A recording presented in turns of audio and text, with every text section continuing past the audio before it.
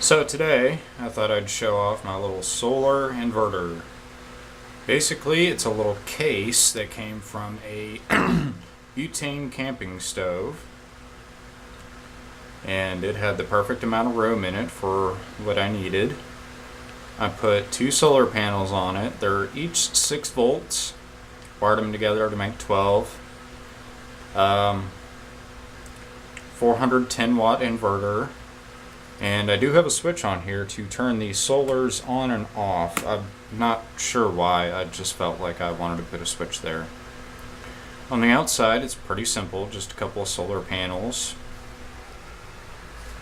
One side here, you can't see it in the light.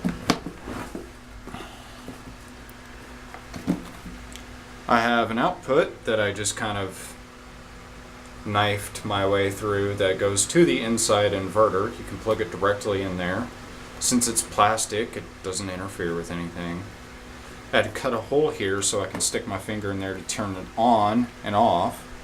There's a switch in there. Otherwise, on the outside, it's pretty simple. Solar panels. Got a car plug here. That's what I use to charge it from in the car and use it. You can charge it, use it, either way. It's hard to get off. I had to make myself a little sheath here to protect the plug while it's not in use. The end of it is still live even when it's not plugged into anything, so to prevent shorting out the batteries, popping fuses, blowing stuff up, catching fires, etc. Just made a little neat little holder that also helps it stay on the outside of this case here. On the inside has these two little locks here, by the way. Oh, that's in the way. Pull these out. And I only put this back together just for the sole purpose of making a video about it. So it's not exactly how it would be, but pretty close. Voila! That's just orange padding to keep everything from bumping around, try to give it a little shock protection, and just keep everything in place. This is how it would sort of normally be if it were in use. Right now, these batteries are completely shot dead. Just dead. But they are, well, wrong side. They're just 12 volt, 7 amp hour batteries. 2 of them, that makes 14. And yes, please excuse my horrible ghetto wiring here. This is something I literally took like 5 minutes to throw together, and it worked. As a matter of fact, I was able to power an Xbox 360 and a laptop monitor all the way across 2 states and back. Worked just fine. I mean, worked perfect. And yes, this will power a Xbox 360, PlayStation 3, laptop monitor, laptop charger, just about anything you really need small appliance-wise. Here, have the inverter, 410 watts.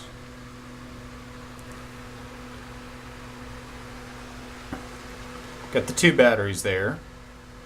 And this right here is my multi-battery charger station. It charges AAAs, AA's, C's, D's, 9 volts, alkaline, nickel, and cadmium. And plus has 2 USB chargers on the front. All this whole unit here is run off of 12 volts, either wall plug or wired up to these batteries. So that always worked fine. You know, if you need to charge flashlight batteries, walkie-talkie batteries, your phone, whatever the case may be, works fine for that. Never had any problems. As a matter of fact, I still use this thing daily to recharge all my stuff. Further inside this pack here, I'll start from the front right. 12 volt light. This thing is brighter than it looks. Obviously it's not plugged in, but extremely low draw, works great. If you string 2 or 3 of these together, you get all the light you need. Take that out. Back here, something I don't use as often, but still works if I need it. 110 AC volt light. That's a splitter outlet thing that I just kind of rigged up to old power cable. That works fine. Yes, it's taped together, probably a fire hazard. Whatever. That works.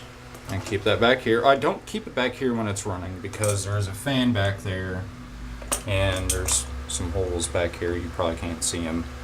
To ventilate. If I'm really worried about it, I just open up the case. Over here, it's like a 50-foot USB cable. So if I want to set this thing out in the sun and plug it up to the USB outlet built on here, which I found out is on no matter whether or not this is on or not. So that USB is always live and will consequently drain your batteries. So probably good to have a switch or a breaker of some kind on your batteries here.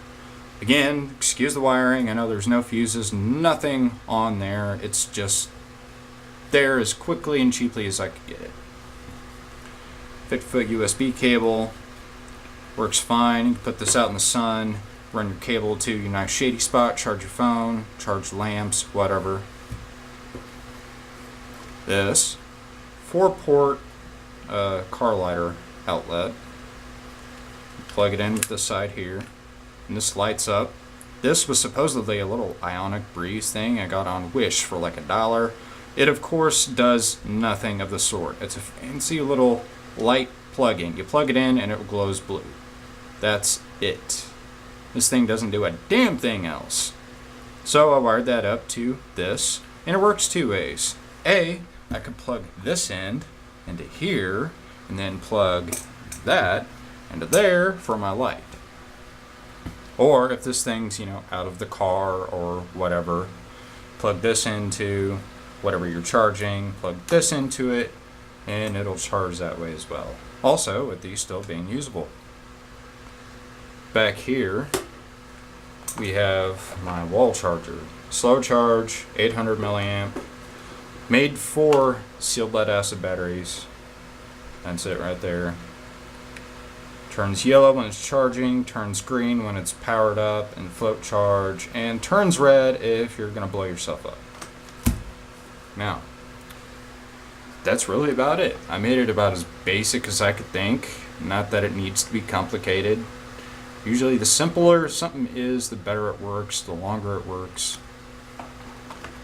This right here has been a lifesaver for just about everything you need to charge. You don't need rechargeable batteries to recharge your regular AAAs, AAs, whatever. They don't work great. It only charges up for a time or two and then they're crap. Use the better batteries, I will say, Energizers, Duracell, whatever. The cheapo Sunbeam batteries you usually get don't charge up very well. They tend to leak. That's about it. I'll lay out everything I got here to show you what all stores in this case. Even though you saw it at the beginning of the video. Just a gentle little recap. There's all that. It fits in there. The case closes. Locks up. Put it out in the sun, and it charges slowly. The solar panels won't sustain any kind of big current to run the inverter by itself, but say you use it overnight and you're out doing something else in the daytime, you can lay this out in the sun and have enough charge for some lights at night, or half hour of TV or whatever you want. Future plans include upgrading these batteries to A, working batteries, and B, probably, if I could ever get a hold of them, lithium batteries. I'd like to use those because they're better suited for an application like this. But it worked while it worked, and that's it.